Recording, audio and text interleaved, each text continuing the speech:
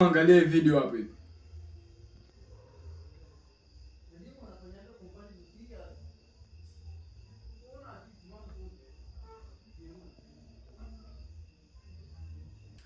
Usicheke kwa sababu kinachoendelea hapo si kizuri kabisa, na ujue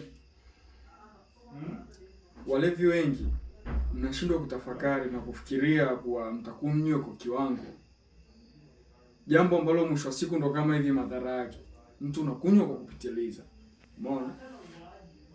Asa mimi siongee sana, ila tu ujumbe wafikie wanangu kadhaa, kina Chuga Manzese huko, kina Waibra Fokolendi, kuweni makini sana, kina James, kina Ozani, ujumbe huo wafikie kina Chris Kita Eze,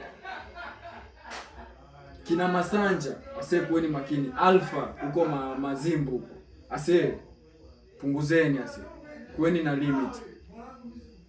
So vizuri kabisa.